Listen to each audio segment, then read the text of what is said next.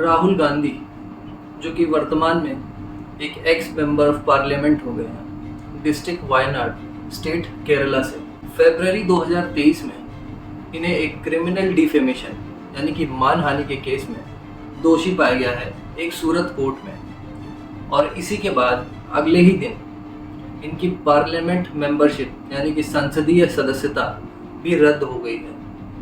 आइए जानते हैं ये क्यों हुआ और कैसे हुआ।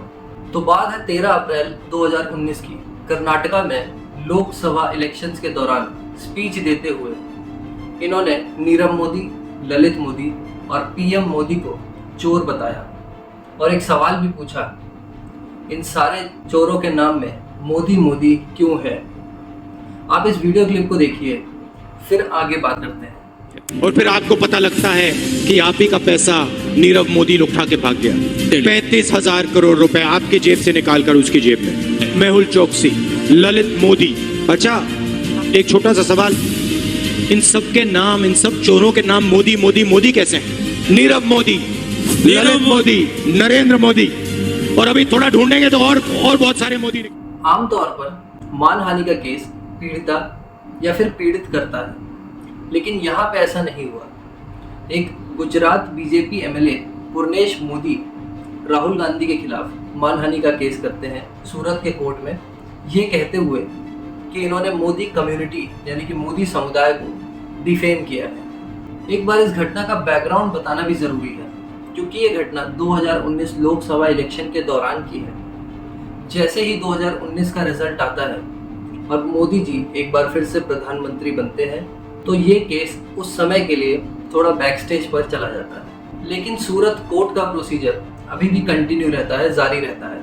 और जून 2021 में राहुल गांधी अपना पहला बयान या फिर अपनी पहली स्टेटमेंट सूरत के कोर्ट में जाकर देते हैं। और उसके बाद जब मार्च 2022 को कोर्ट ने पूर्णेश मोदी को केस की मेरिट्स पर बहस करने को या फिर आप कह सकते हो एड्रेस करने को बुलाया, तो वे हाई कोर्ट चले जाते हैं और स्टे की मांग कर देते हैं और हाई कोर्ट से उन्हें स्टे ग्रांट भी हो जाता है। अंटिल फरवरी 2023 जब इसे एक बार फिर से रिवाइव किया जाता है और इस बार एक नए chief judicial magistrate H Verma के सामने, और राहुल गांधी को दोषी बताया जाता है अंडर आईपीसी सेक्शन 499 एंड 500 और इन्हें 2 साल की जेल की सजा भी सुनाई जाती है।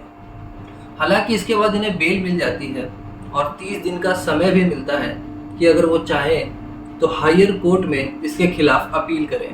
कई लोगों ने ये भी सवाल किया कि राहुल गांधी को मैक्सिमम सेंटेंस, मैक्सिमम पनिशमेंट जो कि 2 साल है, वही क्यों दी गई। आमतौर पर मानहानि के केस में ऐसा नहीं पाया गया है। तो कोर्ट ने इसको जस्टिफाई करते हुए अपने जजमेंट में कहा कि एक मेंबर ऑफ पार्लियामेंट होने के कारण राहुल गांधी का जो इन्फ्लुएंस है और इम्पैक्ट है हमारे देश की जनता पर, वह काफ़ी ज़्यादा है और इसीलिए इनके क्राइम की जो सीरियसनेस है वो काफ़ी ज़्यादा बढ़ जाती है। हमारे देश के senior advocate Kapil Sibal the new Indian express को दिए आर्टिकल में लिखते हैं, हाई कोर्ट में कार्रवाई को जल्दी वापस लेना, सूरत कोर्ट में मुकदमे को एक बार फिर से शुरू करना, कार्यवाही की टाइमिंग्स और मामले की अचानक सुनवाई से कई सवाल खड़े होते हैं जिनका जवाब शायद समय ही बताएगा। आइए अब बात करते हैं उस एक्ट या फिर उस आर्टिकल के बारे में जिसके तहत राहुल गांधी को डिस्क्वालीफाई होना पड़ा। लोकसभा सेक्रेटेरिएट के द्वारा इशू किए गए नोटिफिकेशन में पहला article 102(1)E of Indian constitution और दूसरा representation of people act 1951 mention है। आर्टिकल 102 डील करता है disqualification of member of parliaments, फिर चाहे वो लोकसभा से हो या फिर राज्यसभा से। और आर्टिकल 102(1)E बताता है कि पार्लियामेंट के द्वारा बनाए गए किसी भी एक्ट के अंदर कोई भी मेंबर ऑफ पार्लियामेंट अगर डिस्क्वालीफाई होता है तो आर्टिकल 102(1)E के तहत वो पार्लियामेंट से भी डिस्क्वालीफाई हो जाएगा। और ये आर्टिकल जिस एक्ट की तरफ इशारा कर रहा है वो है रिप्रेजेंटेशन ऑफ पीपल एक्ट 1951, जो कि डॉक्टर भीमराव अंबेडकर ने हमारे संविधान में इंट्रोड्यूस किया था जब वो लॉ मिनिस्टर थे हमारी कंट्री के। आइए बात करते हैं आरपीए 1951 की।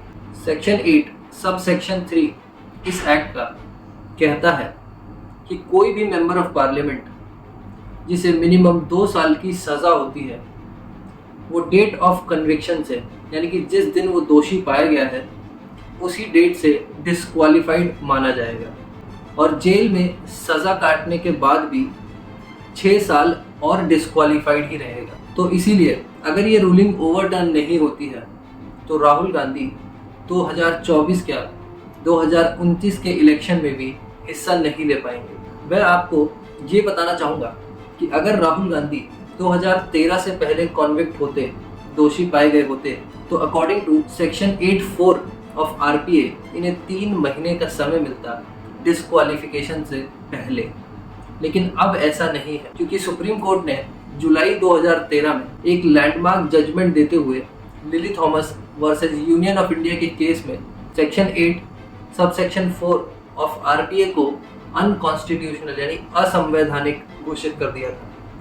आइए आप जानते हैं बाकी ऑपोजिशन पार्टीज के लीडर्स ने राहुल गांधी के डिस्क्वालिफिकेशन पर क्या टिप्पणी की।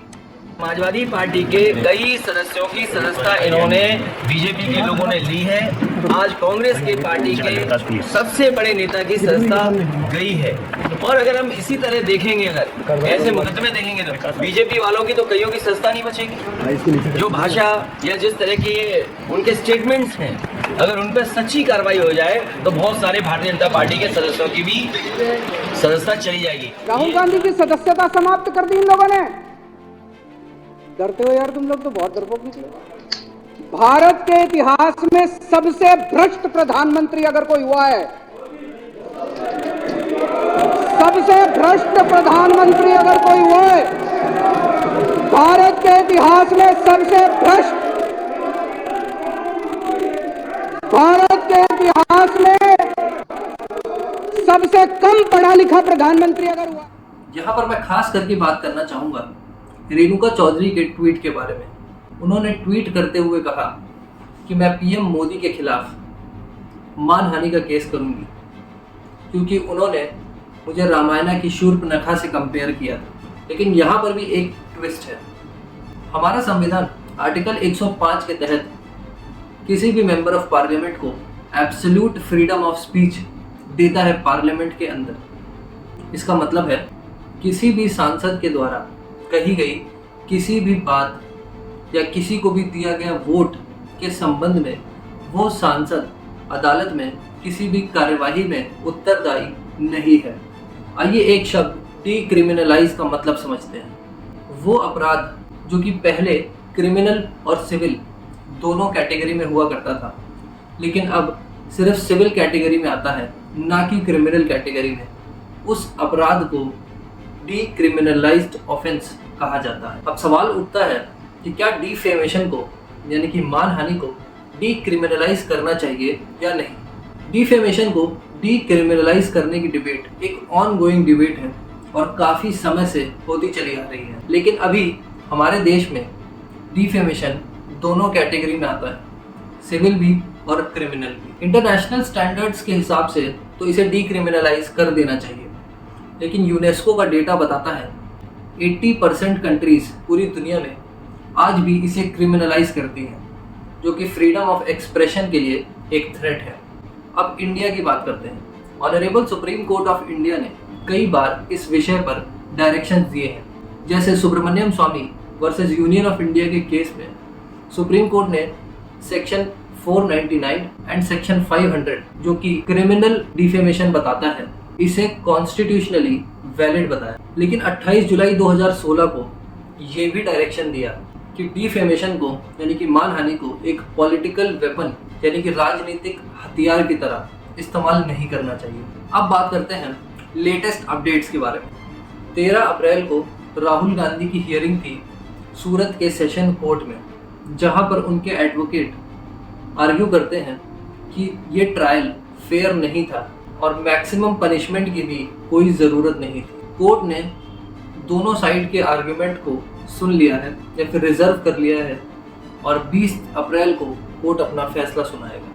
कई लोगों का मानना है कि जब कुछ ऐसा ही केस इंदिरा गांधी के साथ भी हुआ और 1975 में उन्हें डिस्क्वालीफाई कर दिया गया। हालांकि उनका केस डिफेमेशन नहीं था, लेकिन उन्होंने इसे एक अपॉर्चुनिटी की तरह इस्तेमाल किया।